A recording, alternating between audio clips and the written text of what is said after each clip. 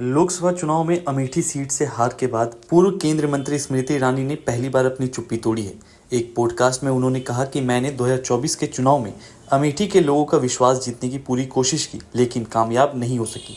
इसके अलावा उन्होंने अमेठी की अपनी हार को चौंकाने वाला बताया। पॉडकास्ट में स्मृति ईरानी ने एक दिग्गज कांग्रेसी नेता का किस्सा भी सुनाया।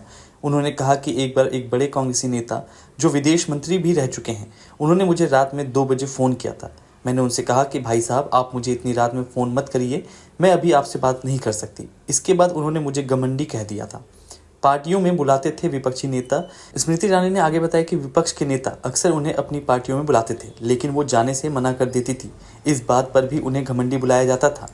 पूर्व मंत्री ने बताया कि मैं विपक्ष के नेताओं को कहती थी कि अगर आपको पार्टी करनी ही है तो आप मेरे घर पर आकर कर लीजिए। इसके अलावा उन्होंने बताया कि कई विपक्षी लोगों ने उन्हें कहा कि आपके बारे में जैसा सुना था आप वैसी बिल्कुल नहीं हो।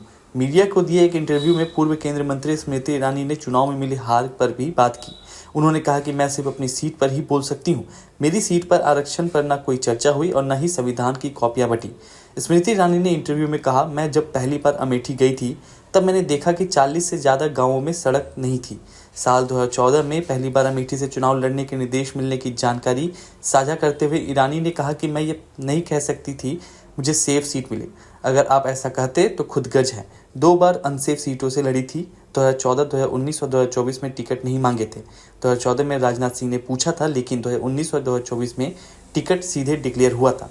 स्मृति ईरानी ने कहा, पिछले 5 सालों में 1 लाख आवास बने, 3.5 लाख घरों में शौचालय बनाया, 4 लाख लोगों को प्रधानमंत्री किसान सम्मान योजना से जोड़ा, 80,000 लोगों को बतौर सांसद बिजली का कनेक्शन दिलाया। तो क्या मैं हार जीत में अमेठी को नाप दूं?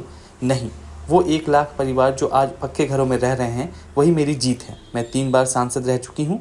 स्मृति ईरानी ने कहा कि अटल जी भी चुनाव हारे थे। नरेंद्र भाई हैं जो भी कभी नहीं हारे। चांदनी चौक से मैं पहला चुनाव हारी थी। अमेठी सीट पर हार की समीक्षा पार्टी में हो चुकी है, इसलिए मैं इस पर कुछ सार्वजनिक स्तर पर नहीं कहूंगी। मैं सिर्फ अपनी सीट पर बोल सकती हूँ। पश्चिम में चुनाव प्रचार के आखिरी दिन सपा और कांग्रेस ने उम्मीदवार बदले, यह भौचक्का करने वाली बात है। इस नए भवन में नए संकल्पों के साथ हम सबने प्रवेश किया। साथ ही एक पुनीत समय गणेशोत्सव के पुण्य अवसर पर हमने नए भवन में प्रवेश कर विघ्नहर्ता को प्रणाम किया। लेकिन अगर विघ्नहर्ता के सृजन की, आराधना की मूल भावना को देखें तो गणेश जी का स्वरूप अपने आप में अपनी मां के हाथों से सृजित है और मां के प्रण ने, मां की तपस्या ने गणपति जी में प्राण दिए, यह उसका सबसे बड़ा प्रतीक है। हमारी सभ्यता में यह भी मान्यता है कि नव भवन में जब प्रवेश होता है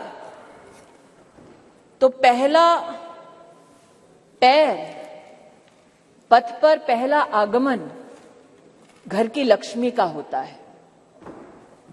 कई समाज के वर्गों में भवन के बाहर घर की लक्ष्मी अपने हाथ की अमिट छाप छोड़ती है और कई परिवारों में पैरों के नीचे आलता लगाकर बेटियों का सबसे पहला कदम ऐसे भवनों में रखा जाता है।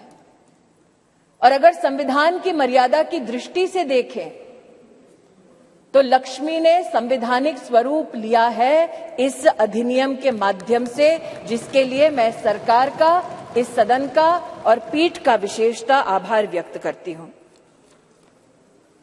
आज चर्चा में कई महानुभावों ने श्रद्धेय अटल बिहारी वाजपेयी जी का नाम लिया और साथ ही आदरणीय देवी गौड़ा जी को भी आभार वंदन किया। ये भी सत्य है कि मुझसे पूर्व की वक्ता ने राष्ट्र को जब गुलामी से स्वतंत्रता मिली तब क्या महिलाओं की परिस्थिति थी उसका उल्लेख किया कि हां, तब भी जब देश आजाद हुआ तब भी कई प्रदेशों की साधारण परिवारों की महिलाओं ने कहा कि हमारा संवैधानिक अधिकार आरक्षित करें, लेकिन तब साधारण परिवारों की वो महिलाएं जिन्होंने राष्ट्र को आजाद करने में अपनी भूमिका निभाई, जो दूरदर्शी थी, जानती थी कि साधारण वंचित समाजों की महिलाओं को अगर मौका अनोखे ढंग से संविधान की मर्यादा में ना दिया गया तो शायद आगामी वर्षों में महिलाओं के लिए चुनौती बन जाएगा। आज मैं उन महिलाओं की दूरदर्शी सोच को वंदन करती हूं।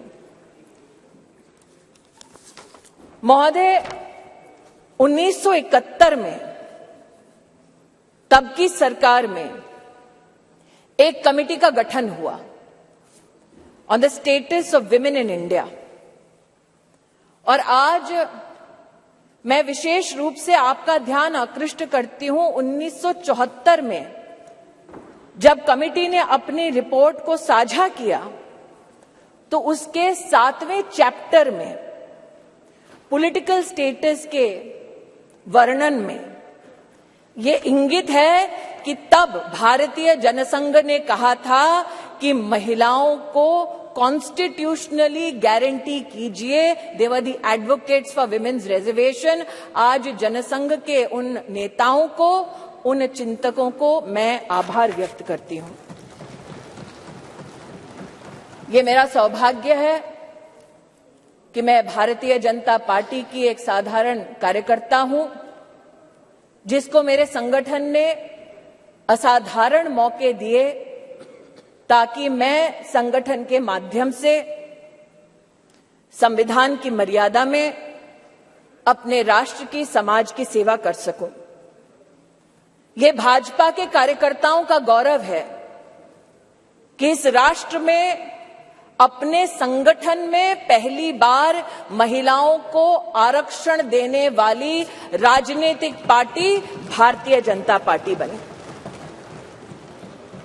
ये भी कहना सत्य होगा कि व्यवस्थाओं को किस दृष्टि से संगठन में सम्मिलित करना, इसके लिए साल 2007 में नेशनल एग्जीक्यूटिव की मीटिंग के अंतर्गत तब के हमारे राष्ट्रीय अध्यक्ष और अब के हमारी कैबिनेट के वरिष्ठ नेता श्री राजनाथ सिंह जी ने एक कमेटी का गठन किया। ये सौभाग्य है मेरा कि उस कमेटी में आज 2 सदस्य वर्तमान इस सदन में उपस्थित हैं। आज उस कमेटी जिसकी अध्यक्षता श्रद्धेय सुषमा स्वराज जी ने की, आज उस कमेटी की एक और सदस्य जिनका देहांत हो चुका है, किरण माहेश्वरी जी, और जो संगठन में आध्यात्म की दृष्टि से मेरे मार्गदर्शक रहे, ऐसे श्रद्धेय बाल आपटे जी हमारे बीच नहीं हैं। मैं उनके योगदान के लिए उनको नमन करती हूं। यह भी उचित होगा अध्यक्ष जी कहना कि उस कमेटी में नजमा हिप्तुल्ला जी थी, उनका आभार वंदन करती हूं। सुमित्रा महाजन जी थी, जिन्होंने बार बार लगातार अपनी पुण्य भूमि से, इंदौर से चुनाव जीतकर हम सबका गौरव बढ़ाया। उन्होंने स्पीकर की भूमिका में महिलाओं का राष्ट्र भर में गौरव बढ़ाया। मैं ताई की अनुपस्थिति में ताई को प्रणाम करती हूं। और कमेटी में 2 और महानुभाव थे जो विद्यमान है वर्तमान के सदन में, जिन्होंने महिला आरक्षण भाजपा के संगठन में कैसे। और आप हमसे जुड़े रहने के लिए सब्सक्राइब करें YouTube पर, फॉलो करें Twitter पर और लाइक करें Facebook पर। और ज्यादा जानकारी के लिए आपको टाइप करना होगा सिर्फ न्यूज नशा।